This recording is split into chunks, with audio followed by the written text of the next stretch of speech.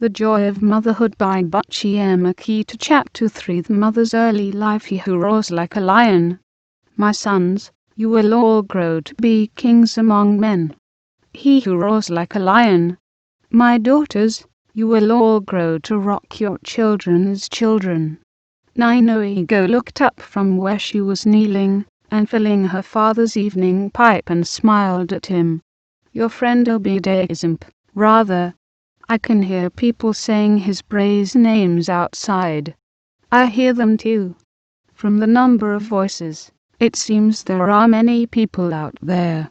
Nuego. Yes, father, they all come to play in our compound. It sounds as if they are mostly young men. She smiled shyly again. I know, father. Ide entered. My friend Agbadi, you must do something about this daughter of yours.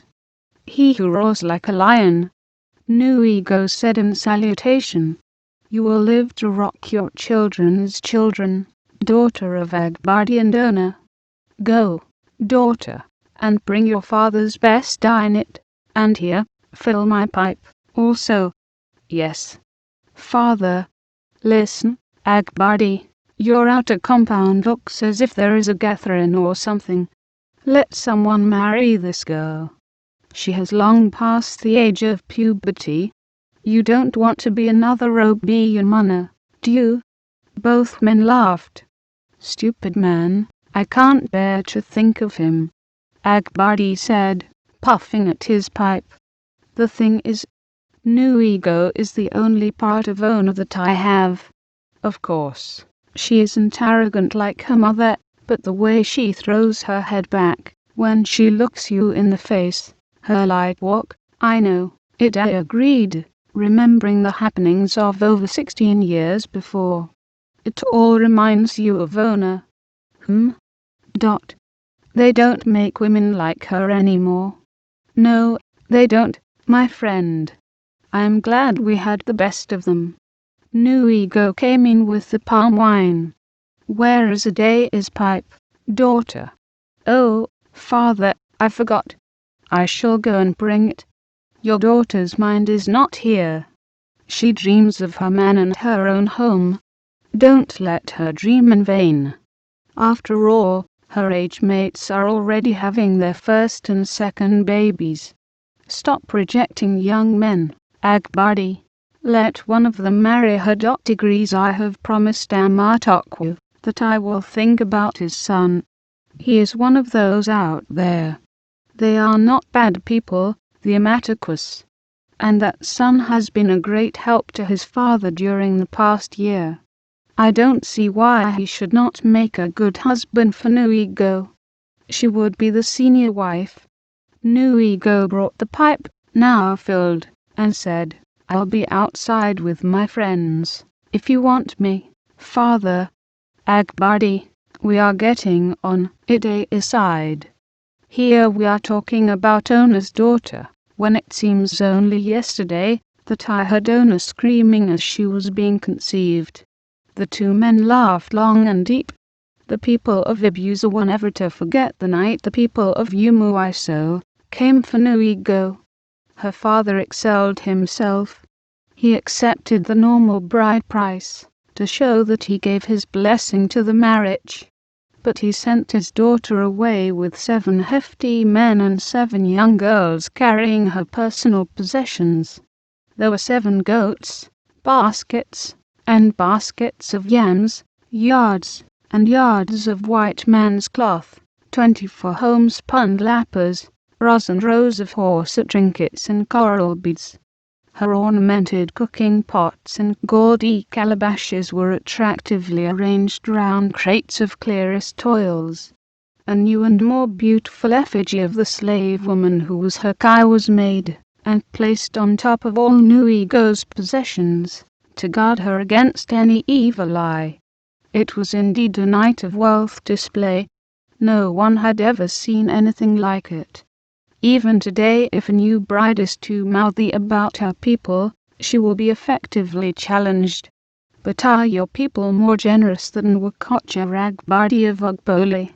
Akbardi's heart was full to bursting point when, the second day, the people from Amatokwo's compound came to thank him for giving them his precious daughter Nuego. They did so with 6 full kegs of palm wine. Akbardi smiled contentedly and invited everybody in his own compound to drink. My daughter has been found an unspoiled virgin. Her husband people are here to thank us. Each visitor would peep into the kegs of palm wine and shout, "Oh, the kegs are very full. Nuego has not shamed us. We pray that in less than 10 months our in-laws will come and thank us will have the birth of her baby." Akbardi and his lifelong friend allowed themselves to be really drunk. There is nothing that makes a man prouder than to hear that his daughter is virtuous. I don't like visiting families where the wedding kegs of palm wine are half filled, telling everybody that the bride has allowed herself to be tampered with, it declared. When a woman is virtuous, it is easy for her to conceive. You shall soon see her children coming here to play, Akbardi said with assurance. Nuego and her new husband Emetokwu were very happy, yet Nuego was surprised that, as the months passed, she was failing everybody. There was no child. "What am I going to do, Emetokwu?" she cried to her husband, after the disappointment of another month. "Just make sacrifices to that slave woman, and pay your father a visit. He may have a suggestion to make. Other than that, pray for Aka to help us all. My father is beginning to look at me in a strange way too. I am sure the fault is on my side. You do everything right. How can I face my father and tell him that I have failed? I don't like going there these days, because his wives always rush out to greet me hoping that I am already carrying a child. You can see the disappointment on their faces. We can only hope." After a while, Nuego could not voice her doubts and worries to her husband anymore. It had become her problem and hers alone. She went from one Dibia to another in secret, and was told the same thing, that the slave woman who was her Kai would not give her a child, because she had been dedicated to a river goddess before Akbardi took her away in slavery. When at home, Nuego would take an egg, symbol of fertility, and kneel and pray to this woman to change her mind. "Please pity me. I feel that my husband's people are already looking for a new wife for him. They cannot wait for me forever. He is the first son of the family, and his people want an heir from him as soon as possible. Please help me." The story would repeat itself again the following month. She was not surprised when Emetokwu told her casually one evening that she would have to move to a nearby but kept for older wives, because his people had found him a new wife. "My father is desperate. It is now known that your Kai came from the people down by the river. Their women are said to be very strong. I am sorry, Nuego, but I cannot fail my people." Emetokwu's new wife became pregnant the very first month. As the pregnancy became obvious, Nuego shrank more and more into herself. In the privacy of her hut, she would look at herself all over. She would feel her body, young, firm, and like that of any other young woman. She knew that soft, liquid feeling of motherhood was lacking. "Zero, my Kai, why do you have to bring me so low? Why must I be so punished? I am sorry for what my father did, and I am sure he is sorry too. But try to forgive us." Many a night she cried tears of frustration and hopelessness. During the yam harvest, Emetokwu, who only spoke to her when it was necessary, said crisply, "You will go and work with me on the farm today. Your young maid may be having my child any time now. She will stay at home with my mother." At the farm, Emetokwu kept ordering her about as he would any farm help. She stood in the middle of the farm and said abruptly, Amatokwu, remember when I first came to your house? Remember how you used to want me here with only the sky for our shelter? What happened to us, Amatokwu? Is it my fault that I did not have a child for you? Do you think I don't suffer too? What do you want me to do? Amatokwu asked. I am a busy man. I have no time to waste my precious male seed on a woman who is infertile. I have to raise children for my line. If you really want to know, you don't appeal to me anymore. You are so dry and jumpy. When a man comes to a woman he wants to be cooled, not scratched by an nervy female who is all bones. I was not like this when I came to you, Nuego said with a small voice. Oh, I wish I had the type of pride they say my mother had, she cried in anguish. Yes, your father could afford to have an owner as his jewel, when he knew that he had enough sons to continue his line. And your mother? Well, you are not like her. I will do my duty by you. I will come to you, but when my wife starts nursing her child. But now, if you can't produce sons, at least you can help harvest yams. Nuego shed tears in her heart all the way home. At home they were greeted with the news that a son had been born to Amatokwu. Father, my position as senior woman of the house has been taken by a younger woman, Nuego would lament on her visits to Agbardi's courtyard, after she had filled his pipe for him as she used to. Don't worry, daughter. If you find life unbearable, you can always come here to live. You are so thin and juiceless. Don't you eat enough? On her way back from one such visit she promised herself never again to load her father with her own problems. The poor man suffers more than I do. It is difficult for him to accept the fact that anything that comes from him can be imperfect. I will not return to his house as a failure either, unless my husband orders me to leave. I will stay with Amatokwu and hope one day to have a child of my own. Nuego's relationship with the other women in the Amatokwu compound was amicable. The younger wife did not keep her new son to herself, but allowed Nuego as the senior wife to share in looking after him. Many an evening neighbors would hear Nuego calling the younger woman to come for her crying baby. This daughter of Agbardi, the older women remarked, she is so fond of babies, and yet they have been denied her. The younger wife often stayed in Amatokwu's, but till very late, and the longer she stayed there the more time Nuego had with the baby. On one such evening the baby began to cry for its mother, and Nuego wondered what she should do. If I go to Amatokwu's hut, they will say I am jealous, because he prefers the young nursing mother to me.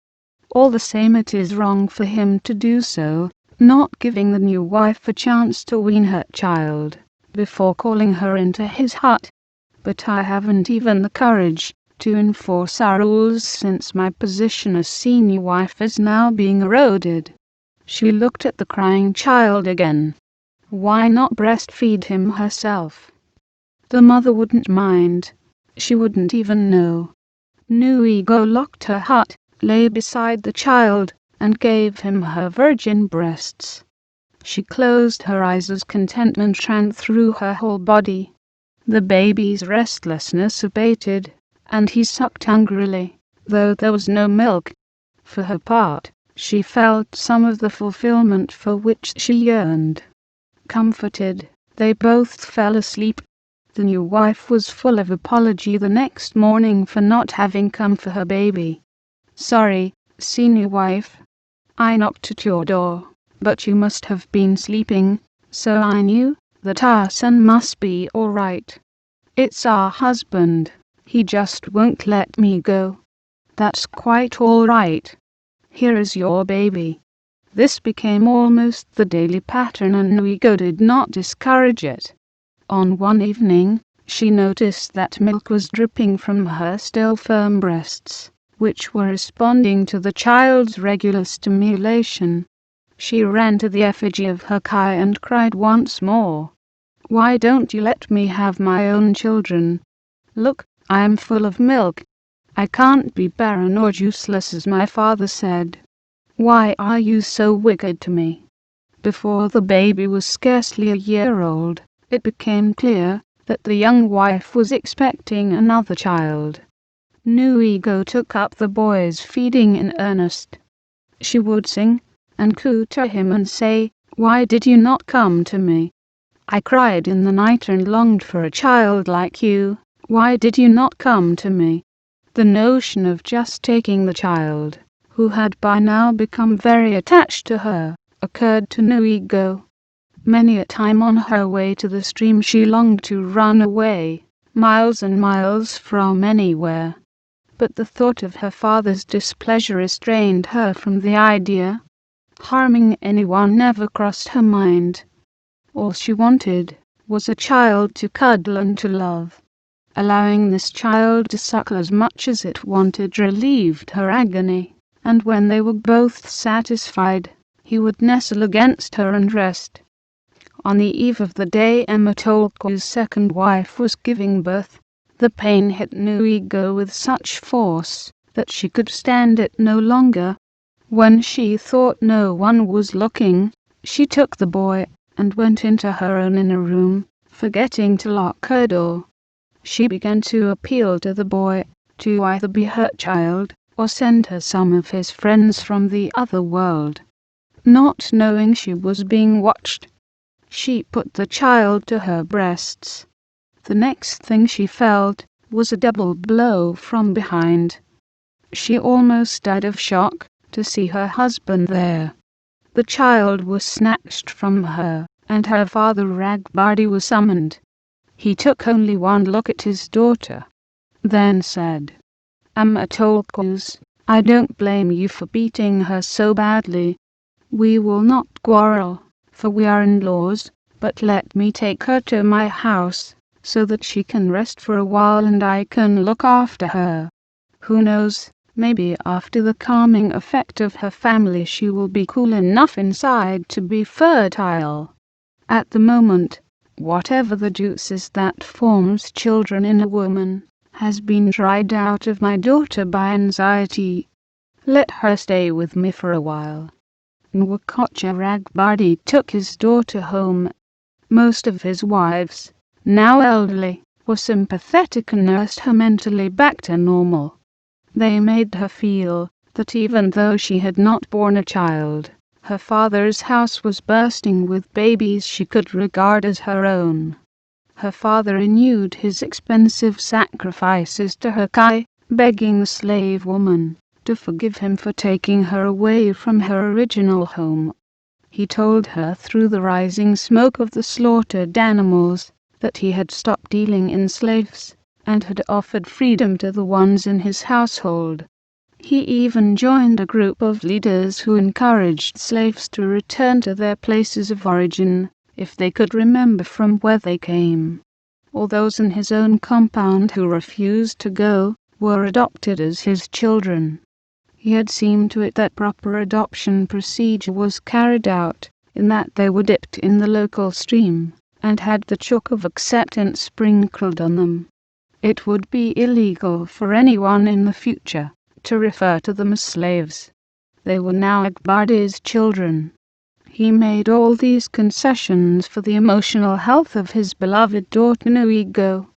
Nuego, though sorry for bringing such shame to her family, did not cherish the idea of going back to Umuiso.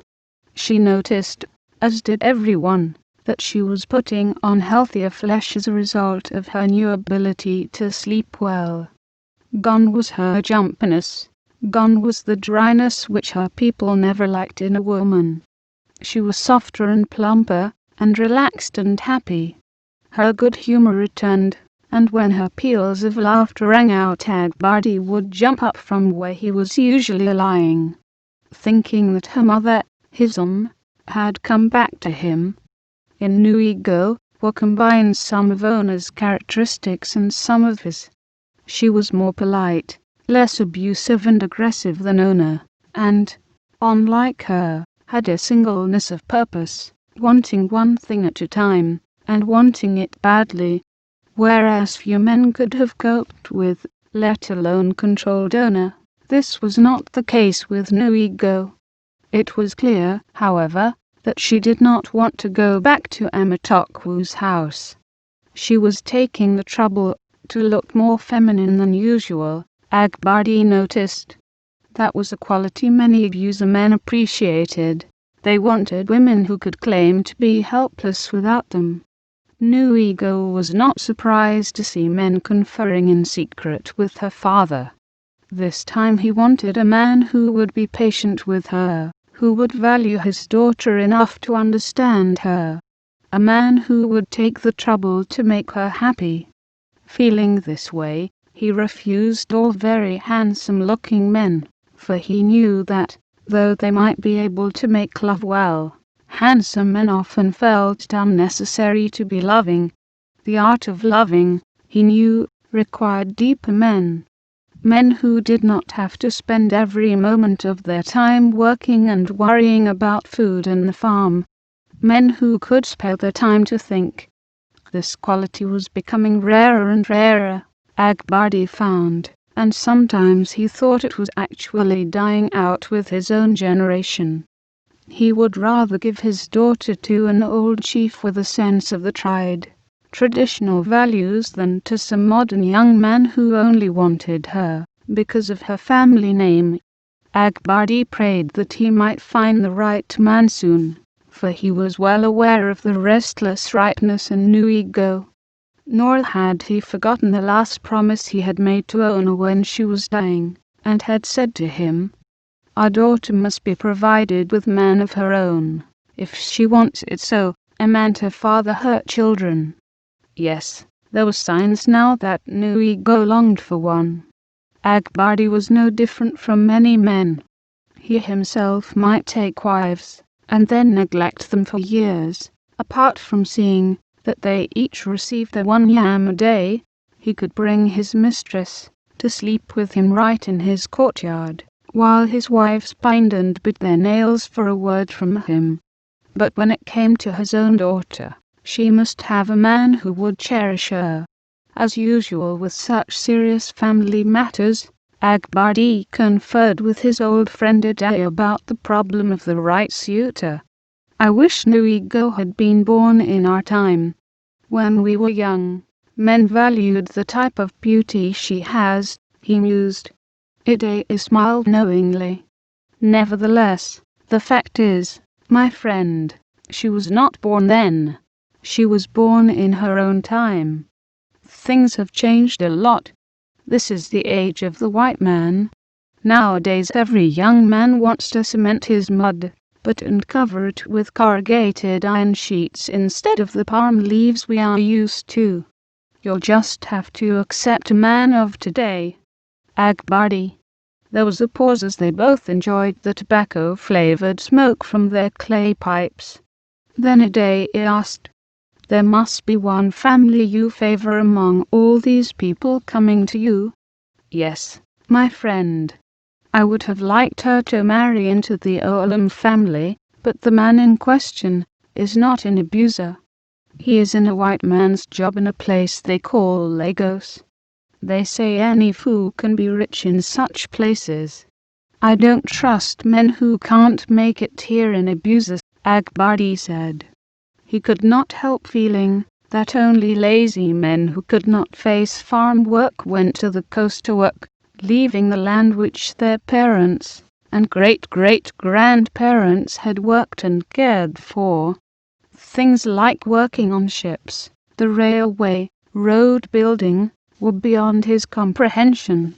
"And how would I know my daughter was being well treated in such a far place?" he concluded. "It is funny you should mention the Olams, because the senior son came to see me just last week market.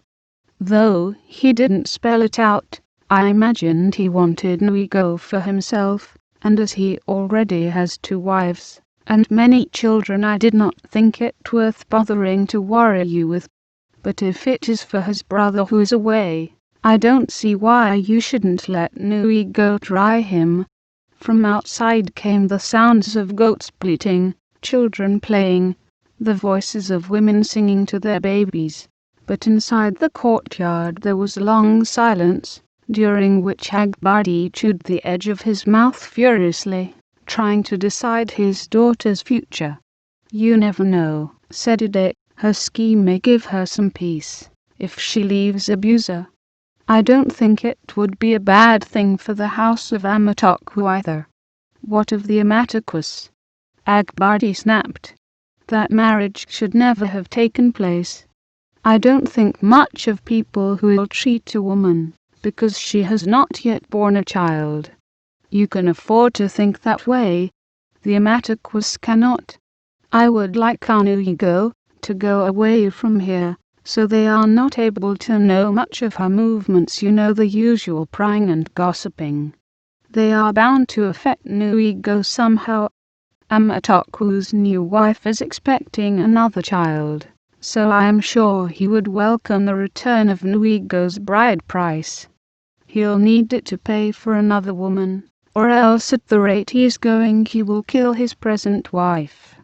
He will get the bride price back. I think you'd better ask the Owilum family to come and see me," Agbadi said finally. Some days later, after the arrangements had been made, Agbadi introduced the decision he had arrived at to his daughter. He had a way of broaching important topics casually to his family so as not to alarm them. "Nuego, my pet child, you know I have been making preliminary arrangements for you to go to another man." "Yes, father, I have noticed the movements of people. I would not agree to let you try again, but for the promise I made your mother. You do want a man and family of your own."